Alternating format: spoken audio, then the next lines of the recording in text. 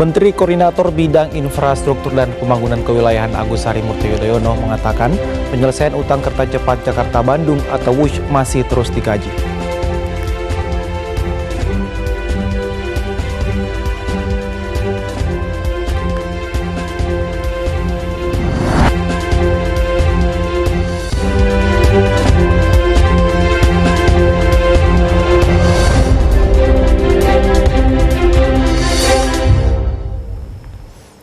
Selamat malam, Anda kembali menyaksikan Klik Indonesia Malam edisi hari ini, Selasa 21 Oktober 2025. Bersama saya Akbar Syam, inilah Klik Indonesia Malam selengkapnya.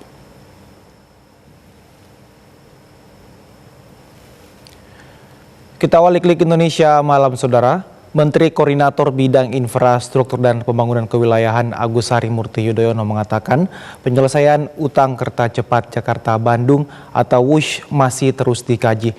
Opsi yang dikaji termasuk opsi penanggulangan prasarana oleh pemerintah atau diambil alih oleh Badan Pengelola Investasi Daya Anagata Nusantara. Menteri Koordinator Bidang Infrastruktur dan Pembangunan Kewilayahan Agus Harimurti Yudhoyono mengatakan sejumlah pihak mulai dari Kemenko IPK, Danantara, Kementerian Perhubungan, KAI dan juga manajemen WUSH telah membahas jalan keluar atas persoalan penyelesaian utang. Ia mengatakan sejumlah opsi masih terbuka dalam penanganan utang proyek WUSH tersebut, baik melalui dana negara atau sepenuhnya ditanggung Danantara. Ia menyampaikan isu utang WUSH yang juga menjadi perhatian dari Presiden Prabowo Subianto karena persoalan ini dapat segera diselesaikan dengan baik. Ditanggulangi oleh pemerintah, tapi juga masih ada opsi bahwa sudah Danantara bisa take over dan lain-lain.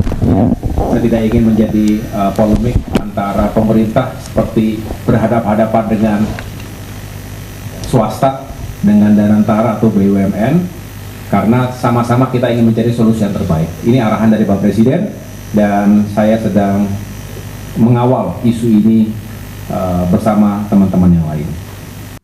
Diketahui WUSH kini menghadapi beban utang yang cukup berat. Kerugian dapat dilihat dalam laporan keuangan PT KAI selaku induk usaha dan salah satu pemegang saham terbesar.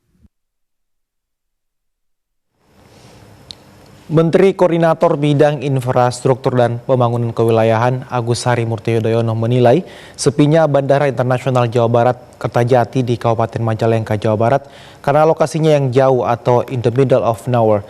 Padahal Bandara Kertajati sudah memiliki infrastruktur yang megah hingga fasilitas yang sangat memadai.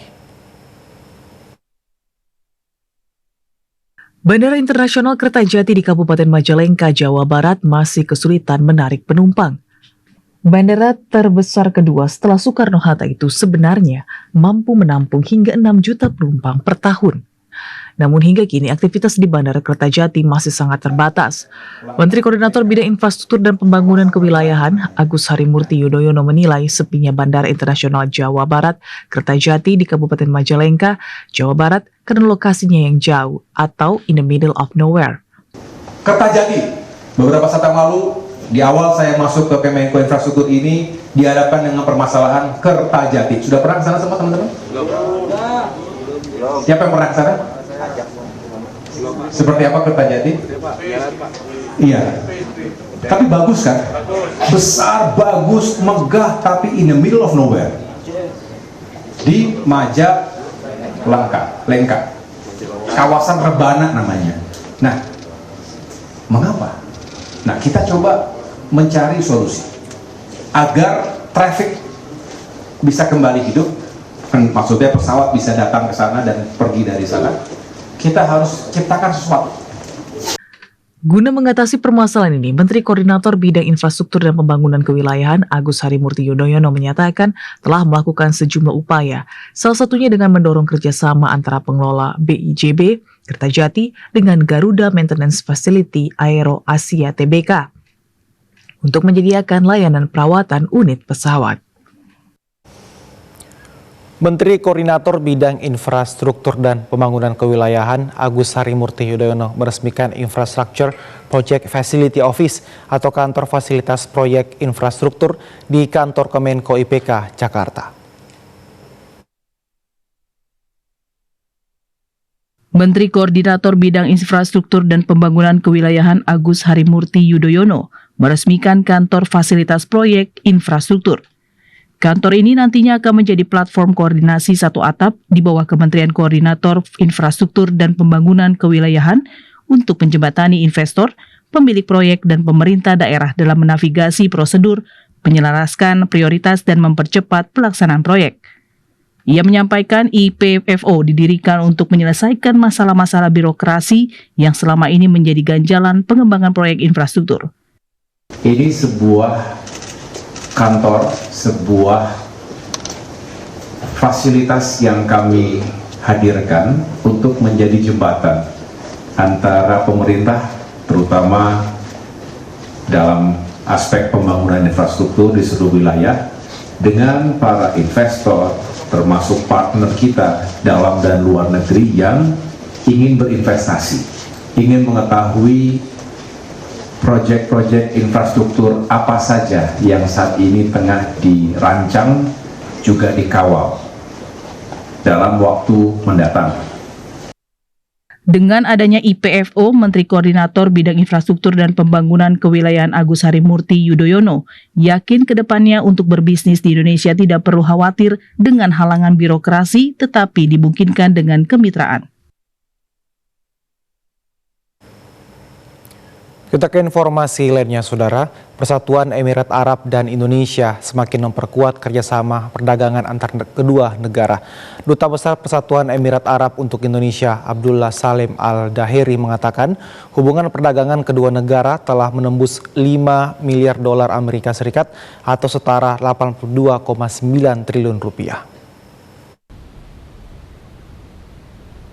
Duta Besar Persatuan Emirat Arab untuk Indonesia, Abdullah Salim Al-Daheri, menyatakan pihaknya telah membahas berbagai sektor bersama Presiden Indonesia Prabowo Subianto. Beberapa sektor tersebut diantaranya perumahan, infrastruktur, dan sebagainya. Hal ini ia sampaikan saat menyambangi Istana Negara Jakarta bersama jajaran H Group, perusahaan yang bergerak di sektor teknologi dan pertahanan PEA. Dubes PEA untuk Indonesia menyatakan untuk neraca perdagangan pada tahun 2021 nilainya sekitar 1,9 miliar dolar Amerika Serikat. Namun saat ini nilainya lebih dari 5 miliar dolar Amerika Serikat atau 82,9 triliun rupiah. Hubungan bilateral PEA RI saat ini terus menunjukkan kemajuan signifikan, khususnya di sektor energi dan investasi. Salah satu bentuk kerjasama yang cukup kuat adalah kehadiran Mubadala Energi, perusahaan energi asal PEA yang kini beroperasi di perairan Laut Andaman, Provinsi Aceh. So I believe the relationship between the United Arab Emirates and Indonesia is always on the positive. It is about the export and import of gas and oil? We do have some engagements, but we can talk about, Mubadala Energy, which is already available here, producing natural gas in Andaman Sea, in the province of Aceh. They have had great findings, which was not even found in Indonesia for the last 20 years. Selain memperkuat kerjasama ekonomi, PEA juga berkomitmen untuk mendorong investasi yang mampu membuka lapangan kerja baru dan mendukung pertumbuhan berkelanjutan di tanah air. Aspeksindo menyatakan dukungannya terhadap program Makan Bergizi Gratis atau MBG sebagai upaya pemenuhan gizi masyarakat di wilayah kepulauan dan pesisir. MBG di kawasan pesisir dapat menjadi motor penggerak ekonomi biru di wilayah maritim. Terima kasih, Bapak Muhammad Rizal. Dalam diskusi bertajuk Program MBG Harapan Masyarakat Kepulauan dan Pesisir di Jakarta, Direktur Eksekutif Asosiasi Pemerintah Daerah Kepulauan dan Pesisir Seluruh Indonesia, Andi Fajar Asti, menyebut potensi lokal seperti hasil laut dan perikanan dapat dioptimalkan untuk mendukung pemenuhan gizi di daerah pesisir melalui program MBG. Aspeksindo siap berkolaborasi dengan berbagai pihak termasuk BUMN dan koperasi lokal dalam penyediaan bahan pangan serta pengelolaan sistem distribusi makanan bergizi. Andi Fajar Asti menilai program ini menjadi langkah strategis untuk mendorong potensi ekonomi maritim melalui pemanfaatan hasil laut dan perikanan lokal. Teman-teman BGM memang sangat support ya, segala potensi lokal itu dihadirkan dalam menu-menu penyediaan makan gizi gratis ini. Ini sangat-sangat baik karena potensi Indonesia ini kan sangat luar biasa ya, terutama di sektor perikanan ya. Perikanan dan kelautan itu sangat-sangat luar biasa, dan itu tentu sesuai dengan asta cita Pak Presiden untuk mendorong pertumbuhan ekonomi, khususnya bagaimana blue economy itu bisa dimanfaatkan dengan baik. Direktur Kerjasama dan Kemitraan BGN Muhammad Rizal Salewangan menyatakan BGN siap berkolaborasi dengan semua stakeholder untuk mendukung dan mensukseskan program MBG di wilayah pesisir dan kepulauan. Dengan kolaborasi lintas sektor, program MBG diharapkan tidak hanya menyehatkan anak bangsa, tapi juga memperkuat ketahanan ekonomi masyarakat di wilayah kepulauan dan pesisir Indonesia.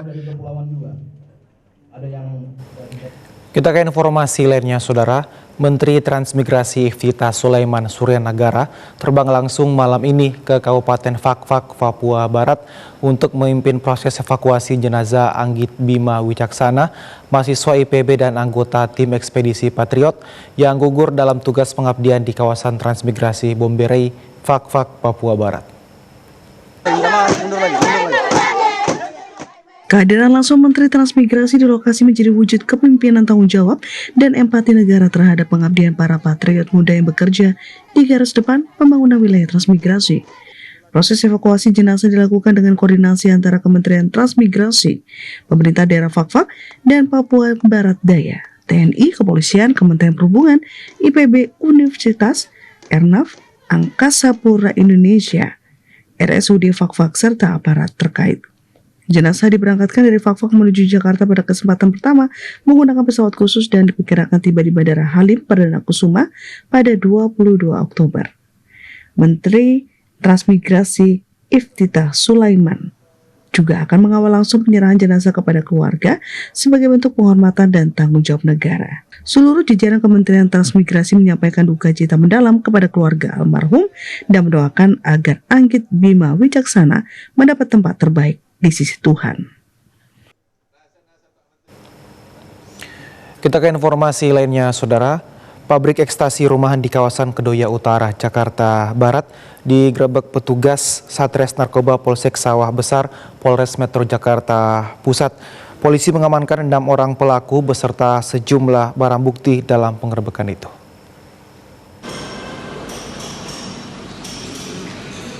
Petugas Reserse Narkoba Polsek Sawah Besar, Polres Metro Jakarta Pusat menggerebek rumah 2 lantai yang dijadikan pabrik narkotika rumahan di kawasan Kedoya Utara, Kebonjeruk, Jakarta Barat. Home Industrial Pil Ekstasi ini terbongkar setelah petugas Polsek Sawah Besar menangkap seorang kurir berinisial IS di kawasan Sawah Besar pada 12 Oktober lalu. IS ditangkap saat akan mengirimkan bahan baku utama berupa MDMA kepada seseorang berinisial PR di kawasan Pesing, Kebonjeruk, Jakarta Barat. Dari keterangan IS, petugas melakukan pengembangan dan penggerebekan pabrik ekstasi rumah tersebut. Saat penggerebekan, petugas mengamankan 6 pelaku, diantaranya PM selaku kepala produksi, TM pengendali proses, MAF sebagai mixer, MAN dan MA selaku mekanik dan pengemas, serta AA yang turut membantu proses pengemasan. Dilakukan observasi, dilakukan penggeledahan di lokasi, dan pada saat di lokasi ditemukan sebanyak 6 orang yang sedang melakukan produksi narkotika jenis ekstasi. Selain pelaku, polisi juga menyita barang bukti berupa 3.232 butir pil ekstasi, 4,1 kg bahan adonan, 40 kg bahan pencampur, 2 unit mesin pencetak narkotika, 1 mesin pencampur, alkohol, dan timbangan digital. Para pelaku dijerat pasal 113, 114, 112, dan pasal 132 Undang-Undang Nomor 35 Tahun 2009 tentang narkotika dengan ancaman hukuman seumur hidup atau hukuman mati. Ya, Saudara, informasi lainnya masih akan kami hadirkan usai jeda berikut ini. Tetaplah bersama kami di Klik Indonesia Malam TVRI.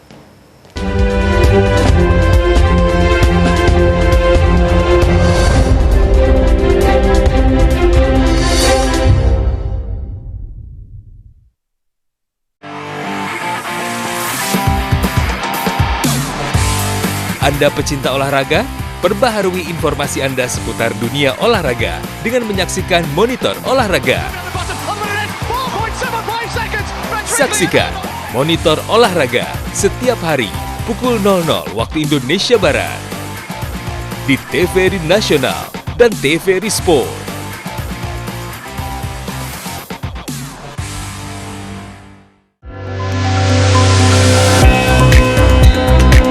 Bentangan alam nan memukau, seni dan warisan budaya yang beragam. Mari jelajahi keindahan Nusantara melalui program Pesona Indonesia setiap hari pukul 14 waktu Indonesia Barat. Yang dimana pentingnya kita menguasai sesuatu yang memang dengan ilmunya. Kalau bahasa Nabi, segala sesuatu ida wusidal amru. Kalau saya pribadi selalu mencoba lakukan sendiri. Artis musisi itu nggak cuma bisa main musik aja. Senantiasa Allah jadikan anak yang memang sesuai dengan apa yang kita inginkan. Dengan kelancaran, baik pekerjaan kita, usaha kita, dan pastinya menjadi berkah untuk kita semua. Amin ya Rabbal Alamin. Cerita dari berbagai penjuru negeri mengangkat informasi tentang isu sosial, budaya, dan ekonomi. Sebuah potret inspiratif yang mengedukasi dari wilayah Indonesia. Saksikan Feature PSO LKBN Antara setiap Kamis pukul 20 waktu Indonesia Barat.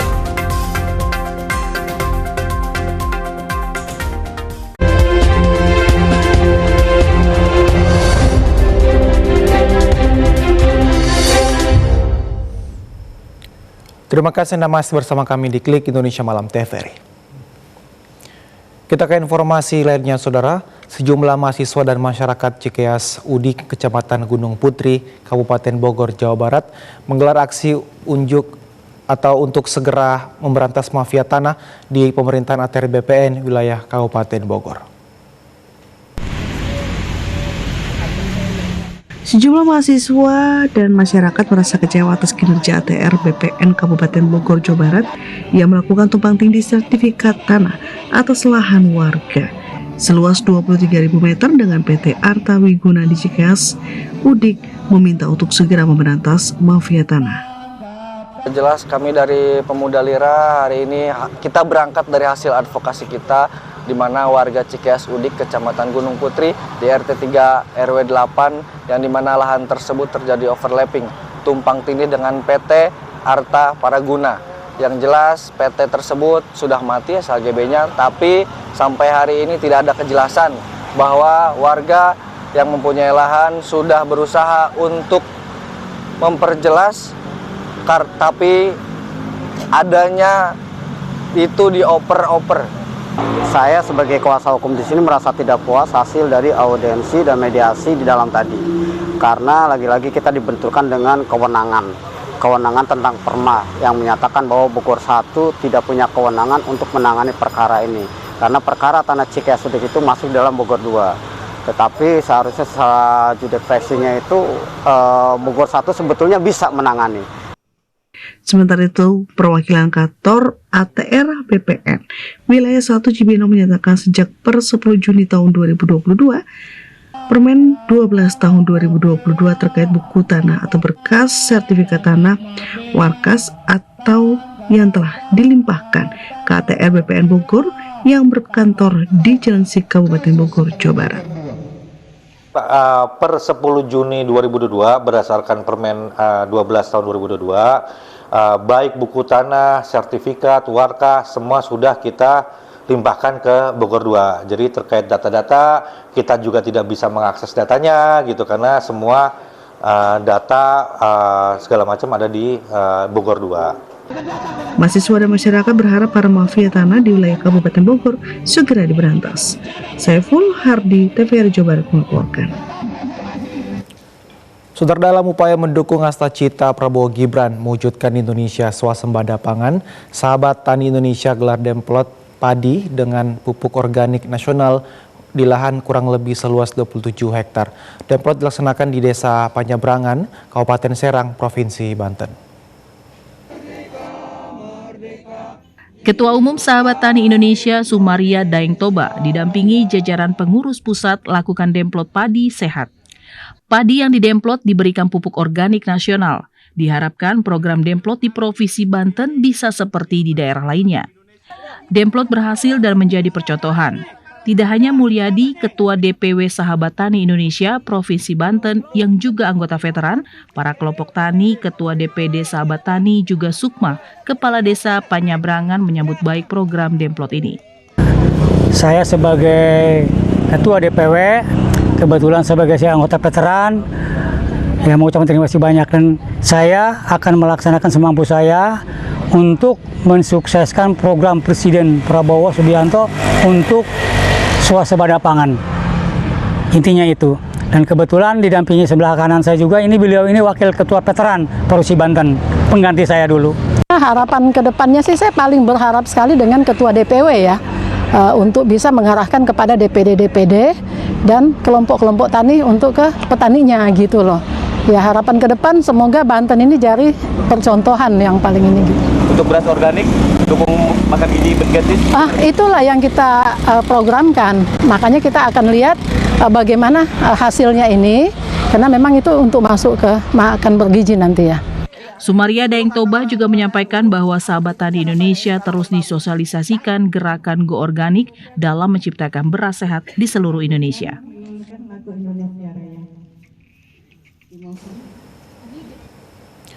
Saudara, pegiat konservasi penyu di Desa Sunggak, Kecamatan Cimaja Barat, Kepulauan Anambas, khawatir lokasi konservasi penyu rusak dan gagal. Salah seorang pegiat konservasi penyu, Idris, berharap cuaca ekstrim tahun ini tidak melanda Kepulauan Anambas, khususnya di wilayah sekitaran konservasi. Biasanya jika cuaca ekstrim melanda, tim konservasi harus lari ke hutan untuk berlindung, mengingat lokasi konservasi langsung menghadap ke wilayah utara dan berbatasan langsung dengan Laut Cina Selatan. Idris mengatakan bahwa dirinya berharap semoga tahun ini cuaca ekstrim seperti tahun-tahun sebelumnya tidak melanda, sehingga aktivitas konservasi penyu terus berjalan demi menjaga ekosistem habitat laut yang dilindungi seperti penyu. Saat ini komunitas konservasi penyu Desa Sunggak telah melepas liarkan anak penyu sebanyak ribuan ekor. Dengan begitu diharapkan ke depannya populasi penyu di Kepulauan Anambas terus terjaga. Kami berharap cuaca dan gelombang tahun ini tidak dapat kencang dan agar bisa kami beraktivitas ke pantai tempat konservasi penyu. Dan kalau sampai kami nggak pergi, binatang seperti biawak suka memakani telur penyu dan sarang penyu. Apalagi banyak yang mau menetas pada bulan ini, tahun ini. Komunitas konservasi penyu Desa Sunggak sudah berdiri cukup lama. Untuk itu diharapkan ke depannya lahir komunitas konservasi penyu lainnya di kecamatan, di kelurahan dan desa di Kepulauan Anambas, sehingga nantinya ekosistem laut terus terjaga, serta bisa mendukung pemerintah dalam menghadirkan wisatawan lokal maupun wisatawan mancanegara melalui konservasi penyu. Hal tersebut diyakini Kepulauan Anambas akan terkenal hingga ke belahan dunia melalui penyu. Konservasi penyu Desa Sunggak Kecamatan Cimaja Barat tersebut merupakan binaan dari Yayasan Anambas yang selalu konsisten dalam menjaga lingkungan. Dari Anambas, Ramadan TVRI melaporkan. Saudara, Ryan Arka Dika atau yang lebih dikenal sebagai Dika Aura Farming kembali jadi sorotan publik. Kali ini bukan karena tradisi pacu jalur yang membuatnya viral, melainkan karena kiprah di dunia hiburan internasional. Dika sukses tampil dalam video klip Bollywood berjudul Aura Farming, beradu peran dengan aktris terkenal Zahra Eskan. Dan sentuhan internasional.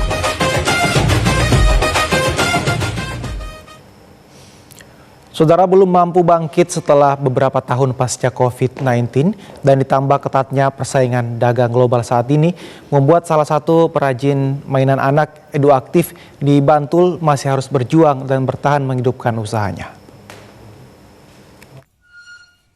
Usaha kerajinan mainan edukatif berbahan kayu milik Siti Rahma Yuliati di Mantuk Banguntapan Bantul, daerah istimewa Yogyakarta, saat ini masih mampu bertahan meski harus berjuang keras dalam memasarkan hasil produksinya secara mandiri. Usaha produksi mainan edukatif tersebut hingga kini belum mampu bangkit dari kondisi keterpurukan akibat pandemi COVID-19 beberapa tahun silam. Menurut keterangan pemilik usaha, produksi mainan edukatif berbagai bentuk dan rupa dulunya sempat berjalan bagus karena banyak dipesan sekolah. Namun sejak awal pasca pandemi, kondisi telah berubah dan kini untuk pemasarannya harus dilakukan secara mandiri. Agar bisa mempertahankan sejumlah karyawannya tetap bekerja, kini tengah dikembangkan beberapa produk kerajinan lainnya seperti sarana prasarana daycare. Produk mainan edukatif dirancang dan dibuat sebagai mainan edukasi ramah lingkungan karena menggunakan bahan kayu dan proses pengecatan menggunakan bahan cat yang tidak berbahaya bagi anak-anak. Dari beberapa produk mainan edukatif yang diproduksi, jenis mainan puzzle menjadi salah satu produk favorit.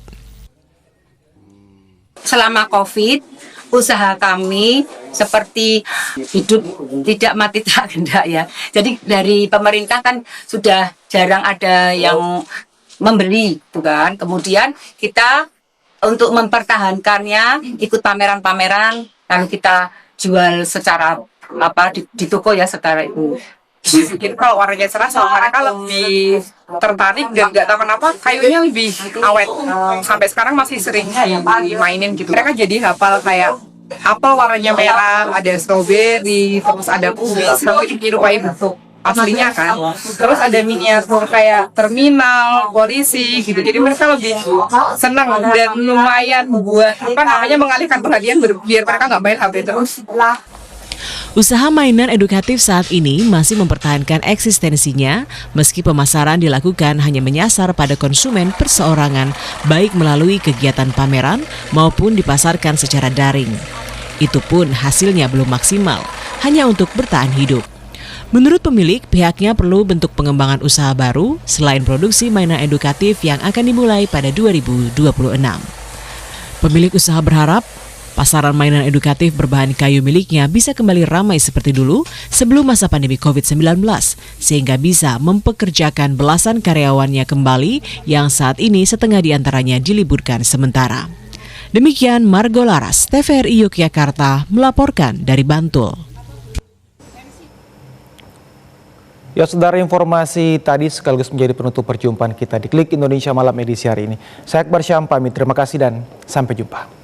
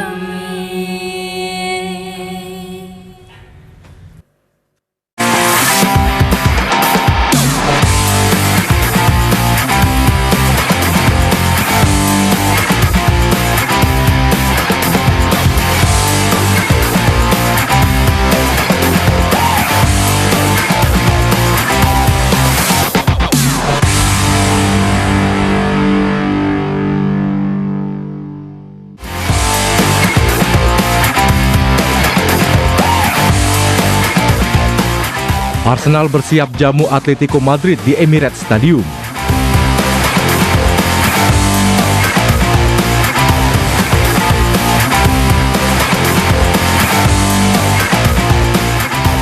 Domantas Sabonis absen bela Sacramento Kings di awal musim NBA.